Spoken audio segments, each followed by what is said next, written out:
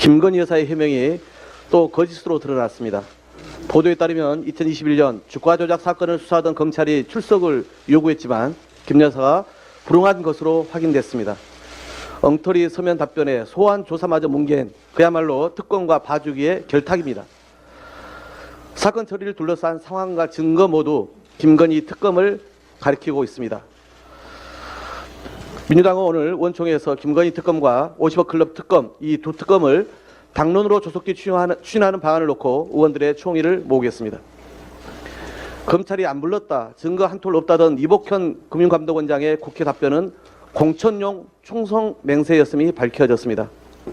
자본시장 교란 행위에 엄격한 잣대를 적용해야 할 금융감독원장이 앞장서 거짓말로 방패막이를 자처했으니 시장이 어떻게 신뢰할 수 있겠습니까? 윤석열 대통령은 이복현 금융감독원장이 자기 부인을 지키라는 명령에는 잘 따랐을지라도 자본시장의 공정질서를 위해선 즉각 파면하기 바랍니다. 민주당은 그동안 양곡관리법을 놓고 농민대표들, 국회 농해수위, 정부 여당 그리고 국회의장까지 모든 의견을 수렴해왔습니다.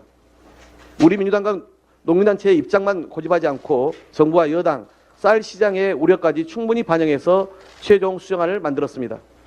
즉 이번 양곡관리법 개정안은 모든 이해 당사자들이 각자 조금씩 양보를 거듭해서 모두를 위한 방향으로 진일보한 민생 입법입니다. 민주당은 정부와 여당에 충분한 시간을 드렸습니다. 하지만 정부 여당은 법안 심사 과정에서 그 어떤 노력도 하지 않았으며 그저 안 된다고만 반복하면서 대안 없이 반대만 했습니다. 손 놓고 있는 정부 여당을 대신해 민주당이 여러 입장을 중재해 최종안을 만들었으면 고마워해야 하는 것이 정상 아닙니까? 그런데도 정부는 오히려 대통령 거부권을 내세워 야당을 겁박하고 여당은 국회 문 닫을 궁리만 하고 있으니 너무나 한심합니다. 쌀값 안정과 농가 소득 보전이 시급한 상황에서 그리고 올해 쌀 재배 면적의 선제적 관리 차원에서 법안 처리를 더 이상 미룰 수 없습니다. 민주당은 오늘 국회 본회의에서 민생 입법인 양곡관리법 수정안을 반드시 처리하겠습니다. 오늘은 윤석열 검사 독재 정권이 1년 전 대통령의 경쟁자였고 지금은 원내 일당인 야당 대표를 구속하기 위해 사법살인을 시도한 날로 기록될 것입니다. 동시에 부당한 정치적 탄압을 헌법적 가치와 민주주의 연대로 단호히 막아선 날로도 기록될 것입니다. 지금 우리는 대한민국 역사에서 유례를 찾기 어려운 퇴행적 검사 정권의 폭정을 맞닥뜨리고 있습니다. 윤석열 검사 독재 정권의 법치는 오로지 자기 가족을 지키는 데만 유능하며 정적에게는 망나니 철퇴를 가는 데 주저함이 없습니다. 이재명 대표 체포 동의안 당당히 막아내겠습니다. 민주당은 자랑스러운 민주주의자들이 지켜온 정당답게 윤석열 검사 독재 정권의 폭정을 저지하고 역사의 후퇴를 막아낼 것입니다. 권력은 짧고 역사는 깁니다. 독재 권력은 진실을 조작하고 정적을 탄압했지만 역사는 그런 그들을 단죄해왔고 늘 전진해왔다는 말씀을 드립니다. 윤석열 사단의 정순신 전 검사가 국가수사본부장 직에서 낙마했지만 학폭 사태를 둘러싼 국민 공분과 의혹은 더욱 커져만 갑니다. 정순신판 더 글로리의 현실은 드라마보다 훨씬 더 가혹하고 불공정했습니다. 정순신 전 검사 한 명의 문제로 치부해 끝낼 일이 아닙니다. 검증도 제대로 못해 참사를 초래한 대통령실은 사과는커녕 아쉬운 점이 많다고 합니다. 후보가 하루 만에 사퇴하자 집권당은 그나마 다행이라고 합니다. 대통령실은 들통나서 아쉽고 여당은 꼬리 자르기 위해서 다행이라는 겁니까? 국민 분노는 들불처럼 번지는데 대통령실과 집권당의 안이한 인식이 참 한심하기 짝이 없습니다. 국민이 정순신 사태에 분노하는 이유부터 우선 밝혀야 합니다.